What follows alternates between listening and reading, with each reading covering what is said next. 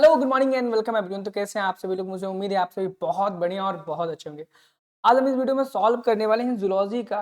सभी लोग previous year question solve कराते हैं, हम सॉल्व कराएंगे today this year previous year question, this year यानी कि इसी साल का क्वेश्चन पेपर सॉल्व कराएंगे। आप ये जो पेपर देख रहे हैं ये महात्मा ज्योतिबा राव फुले यूनिवर्सिटी जो कि मेरठ में अवेलेबल है, रोहिलखंड में। ठीक है, वहाँ के यूनिवर्सिटी में ये एग्जाम 12 दिसंबर को हुआ है। हो सकता है आपका एग्जाम 13 दिसंबर यानी कि सिद्धार्थ यूनिवर्सिटी में हो सकता है आपका एग्जाम छत्रपति साहू जी महाराज विश्वविद्यालय में किसी और तारीख में हो, आजमगढ़ यूनिवर्सिटी में क्या पता हो गया हो या फिर होने वाला हो। ठीक है, तो आज हम इस वीडियो में एक पेपर डिस्कस करने वाले हैं जूलॉजी का। ये सिर्फ फर्स्ट सेमेस्टर के लिए, आप कोड देख सकते हो, paper code cytology genetics and infectious disease. अगर आपका ये पेपर कोड है, पेपर सब्जेक्ट है, पेपर टाइटल है, तो फिर आप इस वीडियो को टोटली देख सकते हो। इनकेस अगर आपके दोस्त भी बीएससी फर्स्ट सेमेस्टर में फिर किसी भी सेमेस्टर में पढ़ रहे हो, उन्हें किसी भी सब्जेक्ट का किसी भी क्लास का मॉडल पेपर चाहिए हो, तो आप हमारे व्हाट्सएप ग्रुप में जुड़ सकते हैं।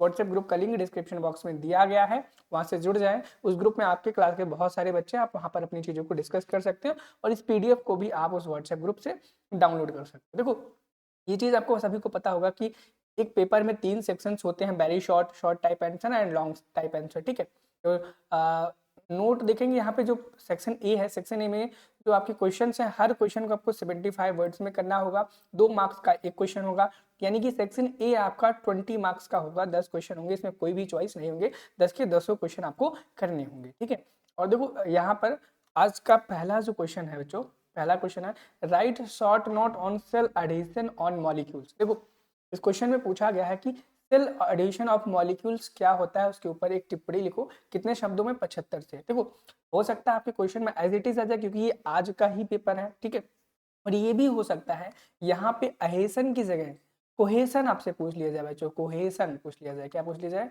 कोहेजन ऑफ मॉलिक्यूल्स पूछ लिया जाए। तो आप अगर एडिशन पढ़ रहे हो मेरे कहने पे, तो कोहेजन भी आपको पढ़ना पड़ेगा मेरे ही कहने। तो इस क्वेश्चन को भी आप पढ़ लेना, किसको? कोहेजन को पढ़ लेना। आगे हम देखेंगे क्वेश्चन नंबर 2 क्या था सेक्शन ए में। सेक्शन ए में पेरोक्सिसोम्स। देखो बच्चों, मैं बहुत सारे आपको सेल ऑर्गेनेल्स के नाम बताऊंगा, इन सेल ऑर्गेनेल्स को पढ़ लेना। इनमें से कम मिनिमम 2 क्वेश्चन आपको जरूर मिलेंगे। पहला पेरोक्सिसोम्स, ठीक है, इनको पढ़ के जाना। राइबोसोम, माइट्रोकॉन्ड्रिया, ठीक है, माइट्रोकॉन्ड्रिया के बाद कौन सा एक आएगा?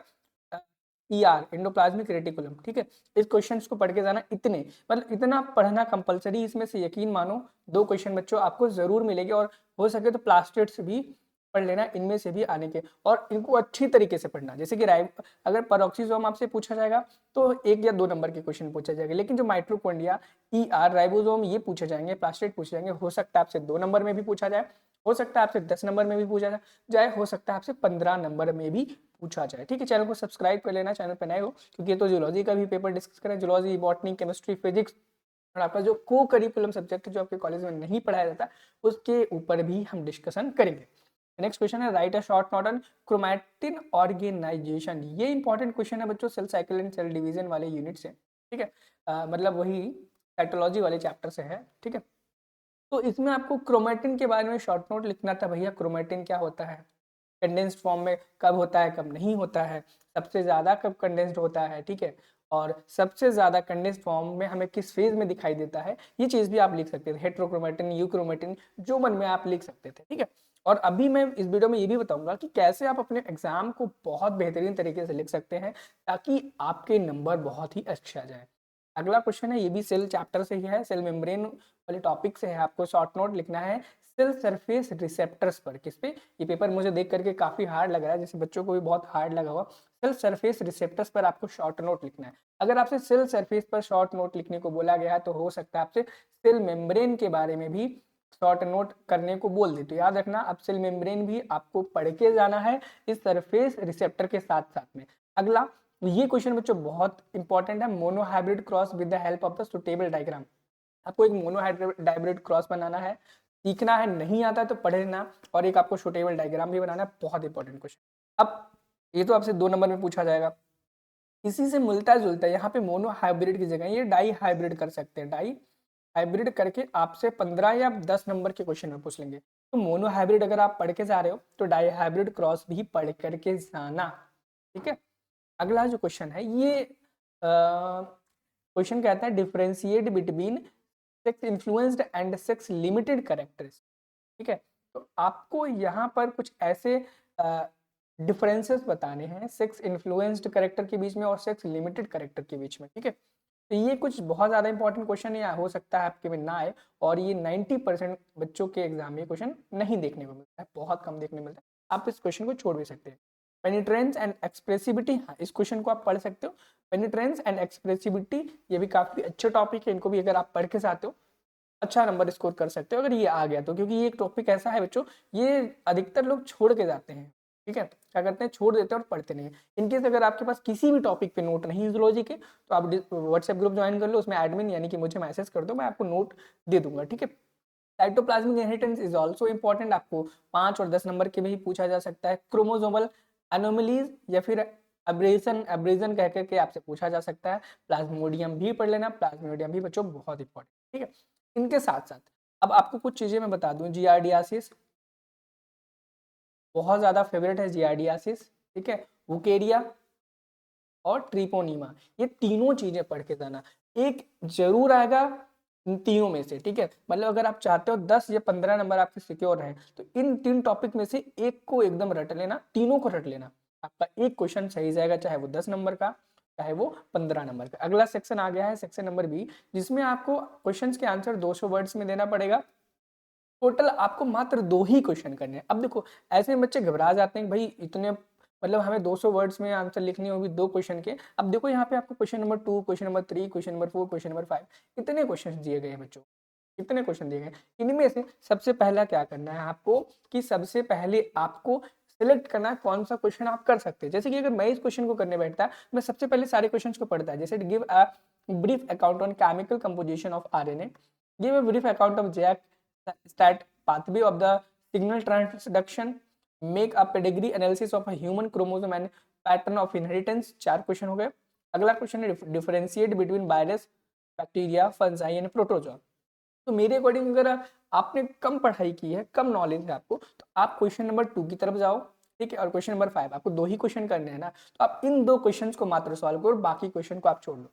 आपको ऑप्शन दिया गया है ना कि भाई एनी 2 करना है आपको, तो आप सिर्फ यही क्वेश्चन को करो, बाकी क्वेश्चन को छोड़ दो। ठीक है, नेक्स्ट क्वेश्चन पे अगर हम मूव करें, तो ऐसे ही करके आप, जैसे अगर आपको ये भी वाला क्वेश्चन अच्छे से आता है, human chromosomes and pattern of inheritance, तो आप इस क्वेश्चन को करो, बाकी क्वेश्चन को छोड़ दो। तो जो सेमेस्टर एग्जाम्स होता है, रिटन एग्जाम, उसमें आपको एक बहुत ही अच्छी प्यारी चीज देखने को मिलती है कि आपको उसमें ऑप्शंस दे दिए जाते हैं कि भाई इन क्वेश्चंस को आप करो, इन क्वेश्चंस को छोड़ दो।